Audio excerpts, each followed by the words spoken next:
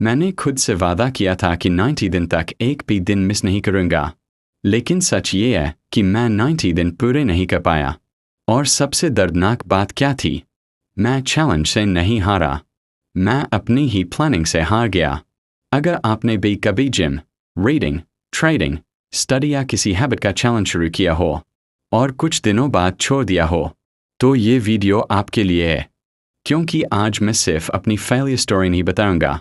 मैं आपको वो सिस्टम दूंगा जो मुझे शुरुआत में पता होता तो शायद मैं कभी फेल ही नहीं होता। और वीडियो के आखिर में मैं आपको 90 डे कंसिस्टेंसी फॉर्मूला दूंगा, जिसे आप आज से ही अप्लाई कर सकते हैं। लोग सोचते हैं कंसिस्टेंसी मोटिवेशन से आती है, लेकिन सच ये है, मोटिवेशन सिर्फ शुरुआत कराती है, कंसिस्टेंसी एक सिस्टम बनाता है। मैंने भी यही गलती की। पहले कुछ दिन मैं बहुत एक्साइटेड था, हैबिट ट्रैकर बढ़ा जा रहा था, कैलेंडर पर लगातार ग्रीन टिक लग रहे थे। मुझे लग रहा था इस बार तो मैं 90 दिन आराम से पूरा कर लूंगा। लेकिन फिर जिंदगी शुरू हो गई, काम बढ़ गया, थकान बढ़ गई, कुछ दिन टाइम नहीं मिला, और फिर एक दिन मिस हुआ, फिर दूसरा, और देखते ही देखते पूरा चैलेंज खत्म हो गया। यही मुझे एक बहुत बड़ी बात समझ आई। लोग हैबिट में फेल नहीं होते, लोग सिस्टम में फेल होते हैं। जब मैंने पीछे मुड़कर देखा तो मुझे एहसास हुआ मैंने हैबिट नहीं बनाई थी, मैं सिर्फ गोल चेस कर रहा था। गोल का 90 दिन पूरे करना, लेकिन सिस्टम क्या था? कुछ भी नहीं। और गोल बिना सिस्टम के सिर्फ एक विश बनकर रह जाता है। अगर आप किसी भी 90 डे चैलेंज को ध्यान से देखो तो वो 3 हिस्सों में बंटा होता है।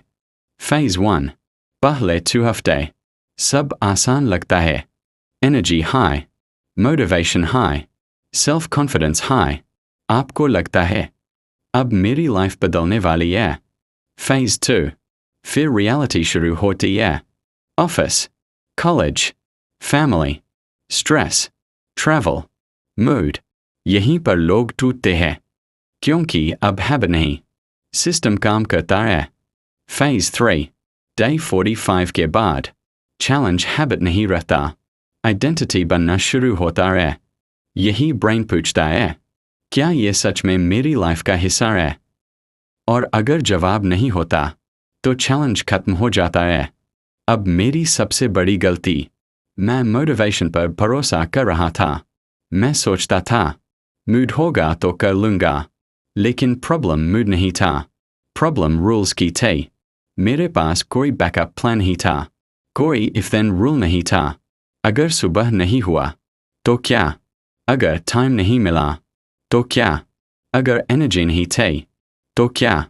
मेरे पास इन सवालों का कोई जवाब नहीं था, और यही मेरी सबसे बड़ी हार थी। फिर मुझे एक कॉन्सेप्ट मिला जिसने मेरी सोच बदल दी, मिनिमम वायबल हैबिट। मतलब ऐसी हैबिट जिसे आपका वर्स्ट डे भी रोक न सके। अगर टारगेट था 60 मिनट वर्कआउट तो MVH सिर्फ 10 मिनट। अगर टारगेट था 30 पेजेस पढ़ना तो MVH सिर्फ 5 पेजेस। अगर टारगेट था 1 घंटा प्रैक्टिस तो MVH सिर्फ 10 मिनट्स।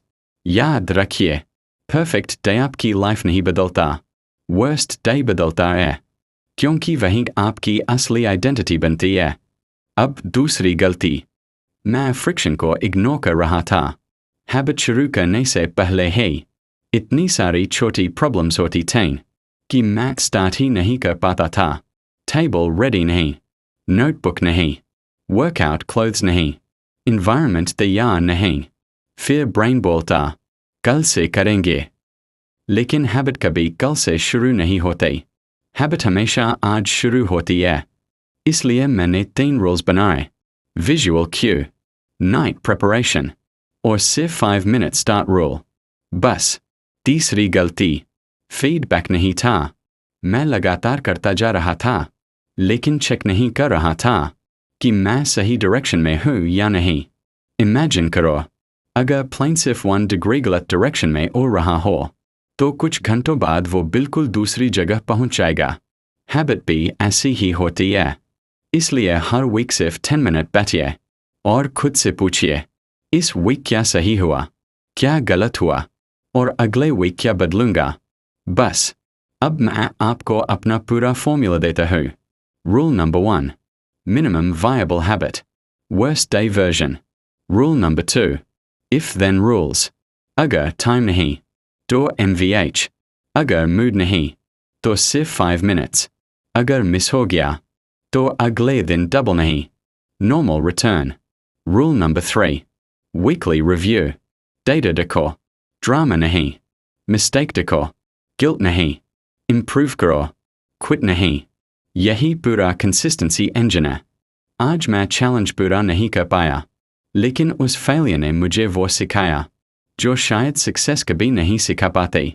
अब मैं गोल्स नहीं बनाता, सिस्टम्स बनाता हूँ। अब मैं मोटिवेशन नहीं ढूंढता, इन्वायरमेंट बनाता हूँ। अब मैं परफेक्ट डे का इंतज़ार नहीं करता, वर्स्ट डे के लिए प्लान बनाता हूँ।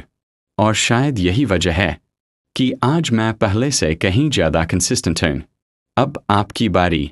कमेंट में सिर्फ 2 चीज़ें लिखिए। पहला, आपका 90 डे चैलेंज क्या है? दूसरा, आपको सबसे ज़्यादा क्या रोकता है? टाइम, एनर्जी या मोटिवेशन? मैं आपके कमेंट्स पढ़ूंगा और अगले वीडियो में उन्हीं प्रॉब्लम्स के प्रैक्टिकल सॉल्यूशंस दूंगा। अगर वीडियो वैल्यूएबल लगा हो तो लाइक जरूर करना, चैनल को सब्सक्राइब करना, क्योंकि यहाँ मोटिवेशन ही सिस्टम सीखने को मिलेगा। याद रखिए, आपकी सफलता आपके गोल से नहीं, आपके सिस्टम से तय होती है। मिलते हैं अगले वीडियो में।